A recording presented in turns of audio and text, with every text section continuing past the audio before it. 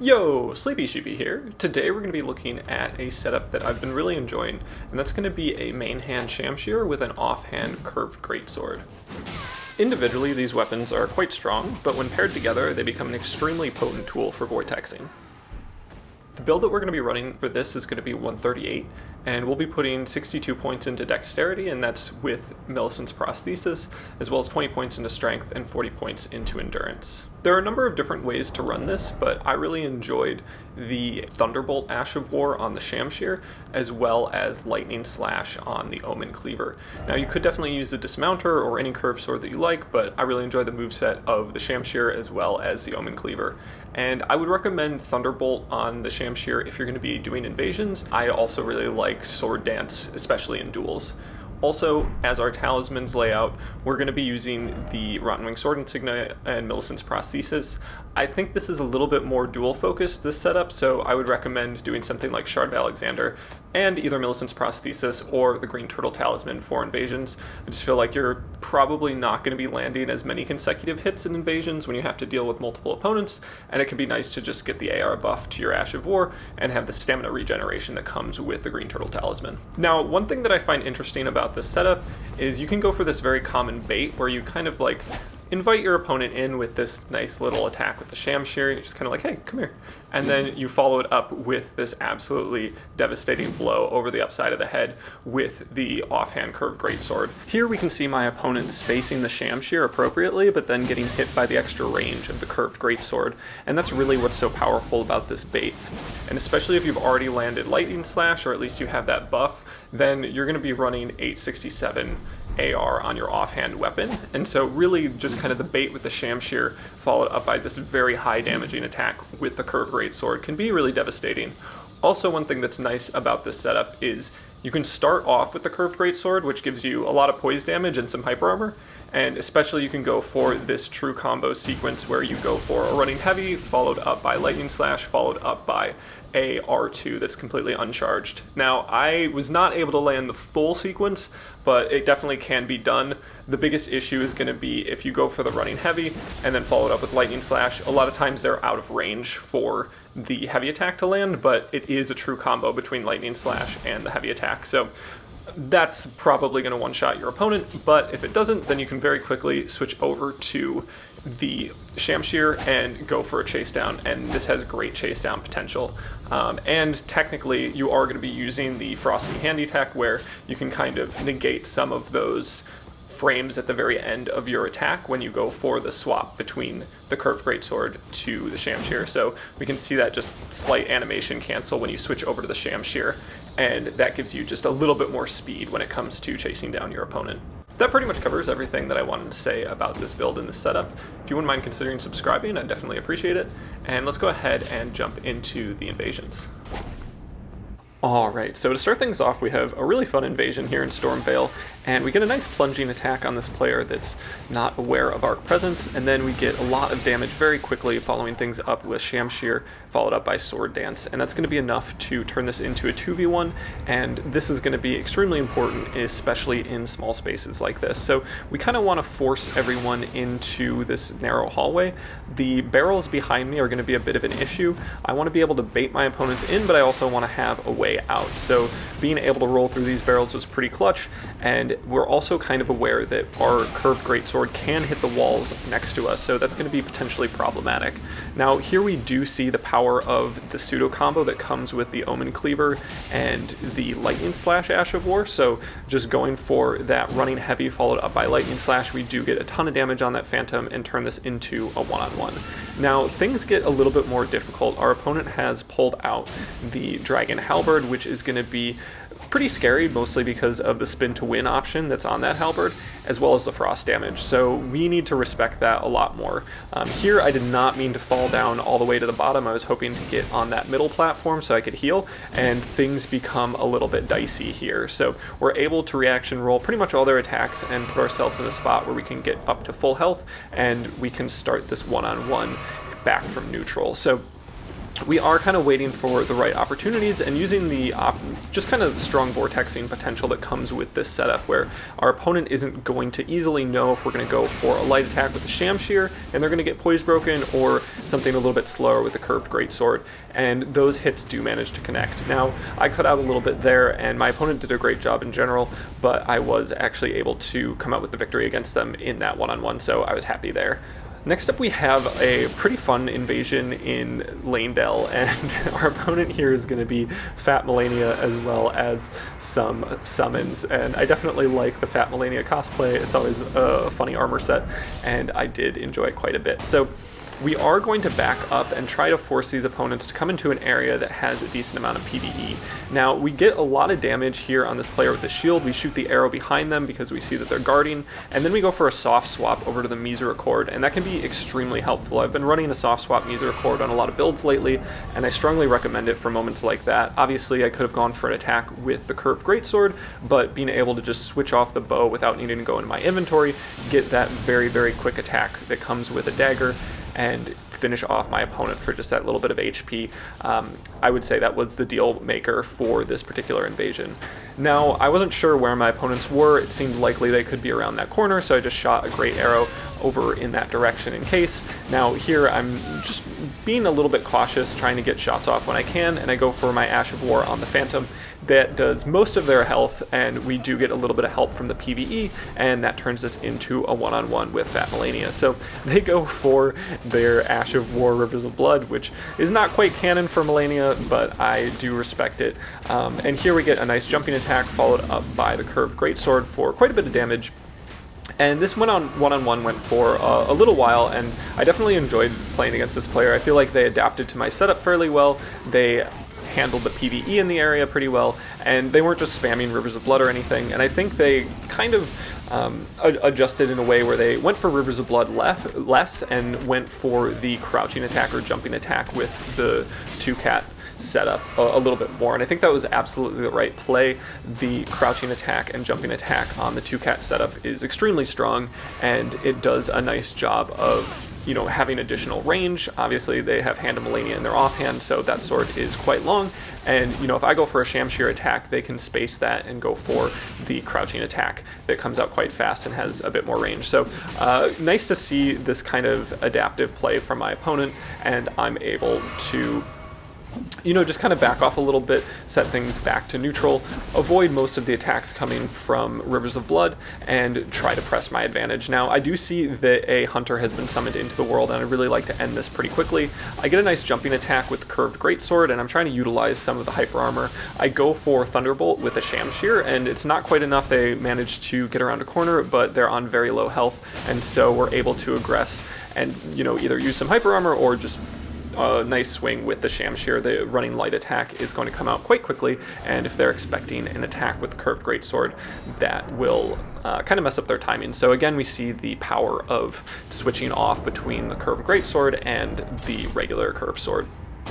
Next up, we have what starts as a 2v1, and we don't want to approach too aggressively. We don't know what these opponents are going to do, but we do see the weapon that can deliver waves of gold in the mix, so we're not going to play this super aggressive. We're going to back off, see if we can bait them forward, potentially get them out into an area where the great bow could knock them off the ledge, or at least just force them into a smaller area that's, you know, not conducive to waves of gold like this wide open area.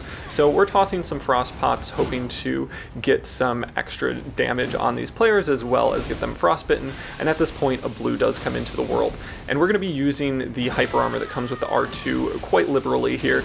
We are able to trade pretty much everything they're going for and just hyper armor trade with everything and demolish that blue. So that was a nice moment there, showcasing when it's a good time to use the Curved Greatsword rather than the Shamshir, and just take advantage of the chomp attack that comes out extremely quickly after a light attack on the Omen Cleaver. And that's one reason I just really like the Omen Cleaver versus the Dismounter. I think that R2 is so powerful, and you also just get a ton of AR with the lightning infused Omen Cleaver. So we are able to get Lightning Slash off on the Phantom and then very quickly finish off the host. So just a nice 3v1 that ended pretty quick. Next up, we have another 3v1, and this one is pretty terrifying. So we have an extremely latent player with power stance pikes. We also have a player that's running Endure on fists, and then somebody with just one cross Naginata, so definitely better than two, but still a little bit scary in a group setting. Now, we started things off pretty poorly. We weren't actually able to hit them when they went for the initial buff, so we back off. Now that we're kind of aware of the latency, we go ahead and buff ourselves a little bit, and we try to draw our opponents into an area with some PvE. The PvE are going to be very helpful when it comes to the player that's very latent. If we can get them demolished by PvE while we can focus on players that are less latent, that will be quite ideal. So we're going to try and fan dagger away their little bubble so we can actually land attacks on them. Nothing is worse than getting a backstab on a player that has the bubble protecting them and getting virtually no damage. So we're going to be going for some great bow attacks. Again, we really just want to bait them towards us. We don't want to try to deal with Endure and power stance spears and latency all by our lonesome. We'd like some help. So again, we're trying to get some rain of arrow attacks off. We get out of range of the jar cannon, and we don't manage to actually hit them, but I think it is encouraging them to move forward a little bit, and we switch back to our main hand Curved Greatsword, trying to use some of the hyper armor, potentially going for that pseudo combo. And here this player goes for Howl of Shabriri, which debuffs their damage negation, which means we're going to deliver a lot of damage, and in the process we get the jumping attack, followed up just by a running attack, and the Phantom also dies. So now we're in a much better setup. This was actually during stream when I was invading, so if you don't know, I do stream on Twitch occasionally, usually Mondays and Thursdays, but basically we had a moment here where I was extremely confused. The Endure on the fists just feels like a good situation to go for a parry, because we're not going to be able to hyper armor trade effectively, and the fists can do just a ton of damage, but they are quite susceptible to parries. So that felt like a good idea, and here I went for a riposte, and I was spamming my light attack to try to get the riposte, not knowing that I was completely out of stamina. I believe I was actually in negative stamina, so that was a really weird moment where I successfully parried my opponent but didn't have enough stamina to grab the riposte, and I was extremely confused. I thought my inputs dropped like 3 times, so just kind of a funny moment there, but we will be returning to that approach after we take care of this blue. So we need to be a little bit careful of the spells that are coming our way. We're not trying to aggress too quickly. We're seeing the jar cannon coming in, and we also know that we can potentially burn through some of the FP on this blue, which will be quite helpful. Now, they were a little bit glidey. They were doing some little Miyazaki shuffles, which are always scary. So we can see here that we did not time our attack into their frostbite attack very well. We came in just a little bit early, and I'm not sure if that was due to latency or just a skill issue, but it was not ideal, and probably just waiting a little bit longer would be the way to go. So we do go ahead and get a running heavy attack, and then switch over to the Shamshir real quick and get that last bit of HP on the blue, and that I think was kind of the right approach, where we just go for the quick extra damage that comes with that.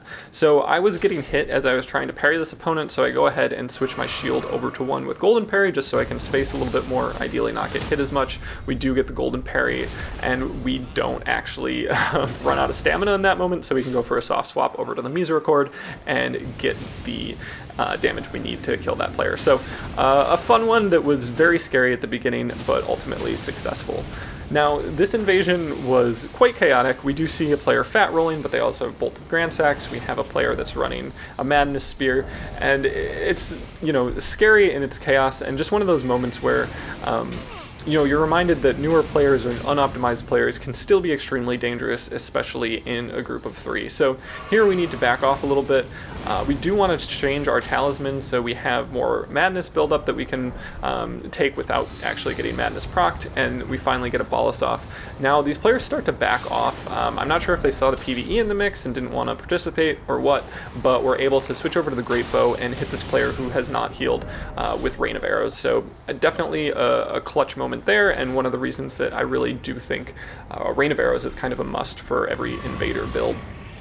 Now, the other two players have kind of abandoned their teammate and are getting poise broken quite consistently by the PvE.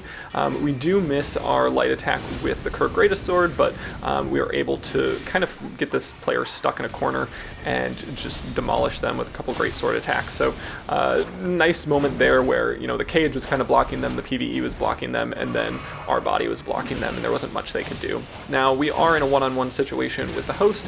We go for Lightning Slash, trying to get that pseudo combo, and then here we just wait for their Adula's Moonblade swings to just kind of run out, and before they're able to heal, we can go for Thunderbolt. And that's one of those moments where I definitely was happy to have Thunderbolt in the mix over Sword Dance. They definitely are solid options. Both of them have different utilities, but having a little bit of extra range and invasions, I feel, is quite nice. So here we're going for some long Great Bow shots. We do manage to get some chip damage, but killing players with the Great Bow, you know, from long distance where they can't really do anything is not really my style. You know, most of the time. Sometimes I feel like it's necessary, but getting some chip damage, I think, is always a good play. So here we go for a buff, and that saves us from taking quite a bit of damage from their jumping attack with power stanced greatswords, and we do need to back off a little bit.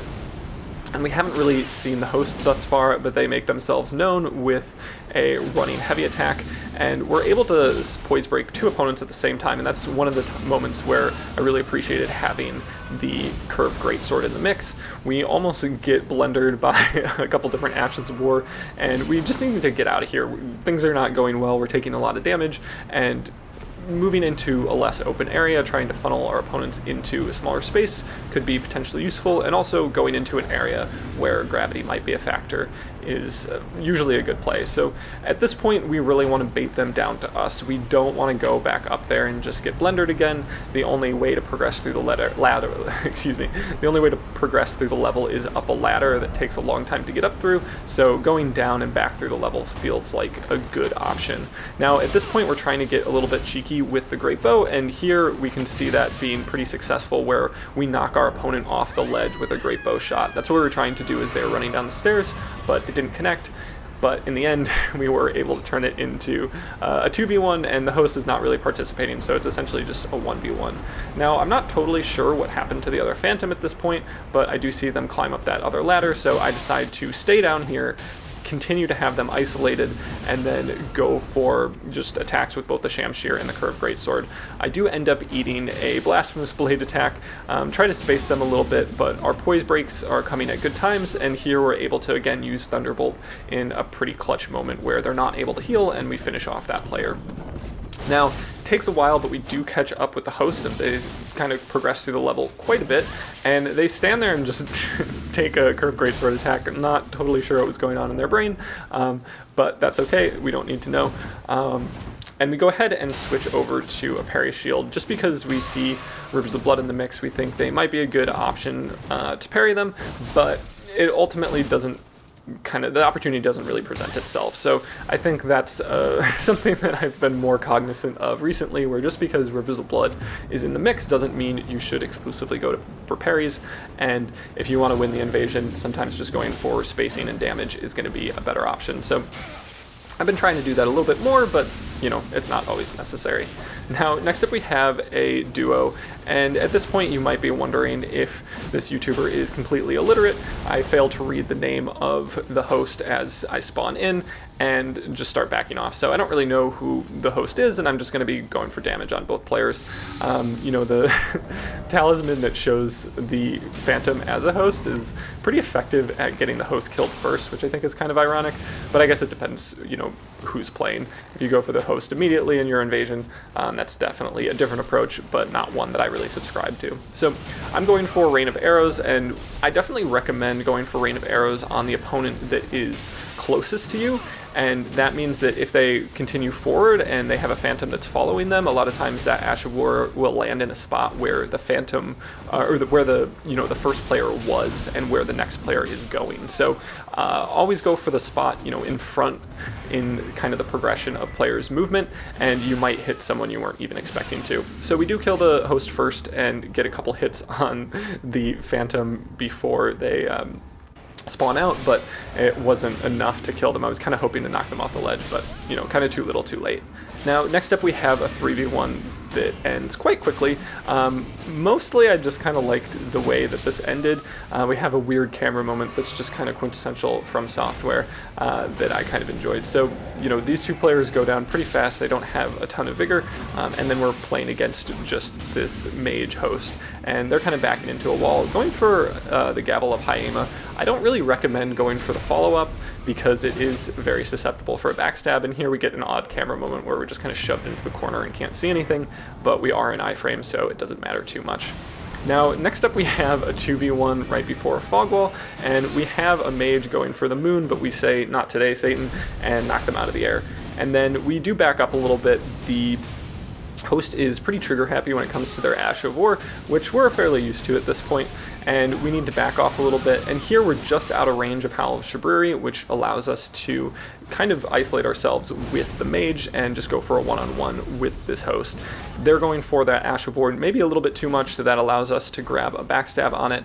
We do get another backstab grab, not one that we wanted, but it is alright. We were able to kind of vortex this opponent with the pretty ridiculous pressure that comes with the Shamshir, and we're able to win that invasion in nice fashion. So next up we have another very quick one, but it had a moment that I enjoyed coming up. Again, it's going to be a backstab followed up by the Iron Cleaver, and I've been loving this as a wake-up, especially in one-on-one situations. I've been finding it more and more successful, and although it does lend itself to a strength build, I think it does work quite well on a dexterity build. So just a nice wake-up with the Iron Cleaver, and a good moment there. Definitely recommend you try it if you haven't already. Now, moving on, we have just a couple more kind of silly invasions. We have ones that are not too difficult. I would say I struggled to find good 3v1s and put most of them at the beginning of the showcase, but we do have some exceptional duels to show later on, so bear with me here.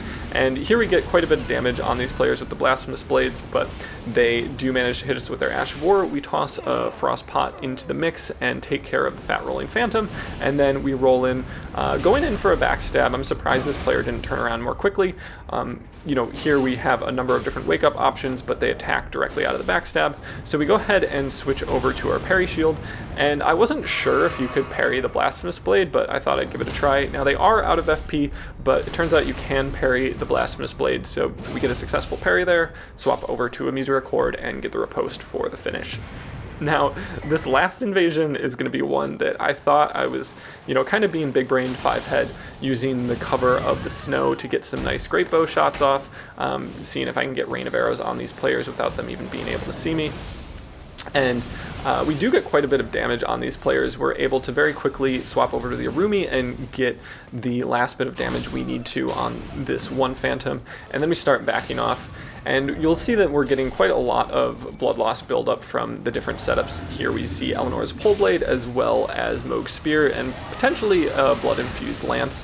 Now, as the bleed gets a little bit overbearing, we do go for a backstab, and we really need to back off here, so we're hoping to go for a Bolus when we just get absolutely wrecked by the dragon in the mix that I don't think anybody saw at this point. So all of us go down together, and we can move on to the duel portion of the showcase. Our opponent here is going to be going for Power Stance Lances. They're going to buff theirs with Sacred Blade, and we're going to go for an attack with the Fan Dagger just to get a little bit of chip damage and try to get an understanding of the latency. And the latency is quite good, so we're able to absolutely vortex them with the Shamshir mixed with the Curved Greatsword, and everything goes the way we hope it would, and we're able to get a very quick victory. Next up we have a player that's running a Scythe, and the Reaper class is strong, but I think you have to be pretty aware of where it's kind of weak. So when you're very close to their right side, you're going to be in a great spot to strafe their just regular light attack or the running light attack. And here we can see how successful that is. It allows us to get a nice backstab, and that's something I definitely recommend going for as you get more comfortable with your spacing and just kind of understanding where the hitbox of these different weapons lands. And that's going to allow us to get a lot of damage and then follow it up with a Shamshir attack for the win.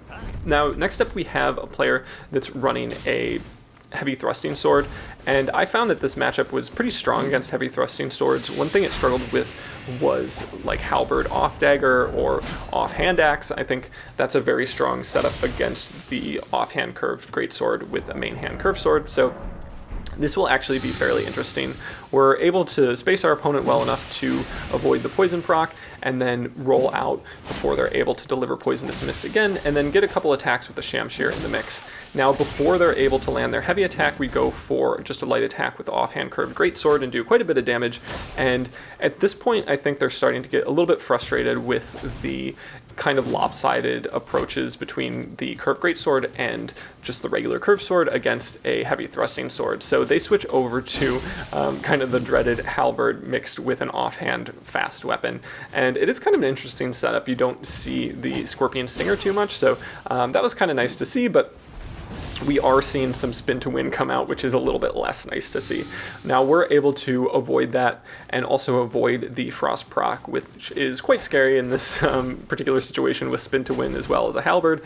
And we go ahead and heal that, and then at the very end we can get a sword dance as it kind of gets stuck running up against that pole. Our next opponent is going to go for their Ash of War as we try to emote, so it's definitely dangerous to wave in the arena, but I always try to give it a try.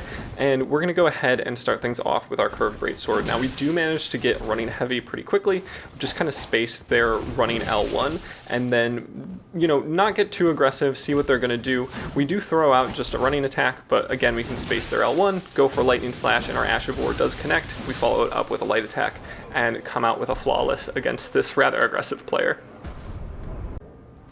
Next up, we'll be playing a player that's running a halberd with an offhand axe. So again, this is kind of the dreaded setup that I felt was quite strong against the offhand Curved Greatsword followed up by a curved sword. And we are able to get a decent amount of damage. Here they go for a jumping attack and avoid the hyper armor with our Curved Greatsword. And then we switch over to just the regular Shamshir and land the last bit of HP. So they stayed pretty aggressive, and I think if they had spaced just a little bit more passively, they might have won that duel. So next up, we have a player that's running the Flamberge. We do see a shield in the mix, so we have to be conscientious that they may be going for a parry, but they're not pulling that out just yet. So they go for Bloody Slash, which is quite strong, and we get them down to very low HP. And at this point, it's very common for players to go for a Hail Parry, so we're going to be conscientious of that and switch over to the Whip. And what we do here is we go for a jumping heavy attack, followed up by a regular heavy attack, and then a fully charged heavy attack. Next up, we're going to have a series of duels with HeartBreakerJaker, who is a friend of the channel, despite what he might say, and is a fellow streamer, and just somebody that I feel very evenly matched with and really enjoy playing against. So he's going to be running the, again, dreaded halberd with the offhand axe, and that's going to be quite a strong option against my setup, and we can see it getting punished fairly well here. Every time I run in to go for Curved Greatsword attack, I get poise broken by the hand axe, and every time I try to just like space a little bit further away, I can get hit by the halberd. So we see how strong that is, and I'm very low on health quite early on, so it's going to be very difficult to come back from this. I've only chipped Jaker maybe once. Here we have a really nice moment where I'm able to strafe around Jaker, and that's one of the things that I like to do against halberds is strafe around them, but the hand axe is a great way to just kind of negate your opponent's ability to strafe. So we see Jaker coming out with the victory here, and definitely the power of the halberd offhand axe. Now again, we have another duel with Jaker, and he's going to be again running the halberd offhand axe, but this time we're going to go for our revenge. So I think a good option against a setup like this is to really lean on the hyper armor that comes with the Curved Greatsword and not focus too much on trying to get the Shamshir attacks in, and I think we'll see that being useful. Again, I'm trying to go for jumps to just try to get over the halberd as well as avoid the hand axe, and I switch over to the two-handed moveset of the Curved Greatsword. Now I'm trying to bait Jaker in, see what he's going to be doing, and potentially go for a strafe backstab. I think he's pretty aware of that being my go-to movement, and here we can see me going for what I'm hoping to be a hyper armor trade. Now he's going for a lot of neutral light attacks with the hand axe, and he's not going for the follow-up. Instead, he's opting to go for two just neutral or L1s in this case with the hand axe. And I think that's a great idea because the next one is going to poise break every time. If he goes for the follow-up, it's not going to poise break. So here we do get to blender Jaker just a little bit with the Curved Greatsword, and it's just kind of a redemption arc for our character. And this time Jaker is going to be running a setup that's definitely less optimal when it comes to the offhand Curved Greatsword, main hand Curved Sword, and that's going to be Katar. So I found this to be pretty strong against fists, just because you could pretty frequently bait your opponent in with just a neutral light attack, and then once they come in, the amount of poise damage you're going to be able to deliver is going to be quite useful, and the amount of hyper armor you get is going to be also very useful. And I think you're frequently going to outtrade your opponent, especially if you have things like Millicent's Prosthesis or the Rotten Wing Sword Insignia that just allows every hit to get stronger and stronger as they get delivered. So here Jaker goes for a running attack, and we're able to punish that with the very quick offhand Curved Greatsword. And that concludes the segment with HeartBreakerJaker. Definitely give them a follow on Twitch and check them out. I highly recommend their channel.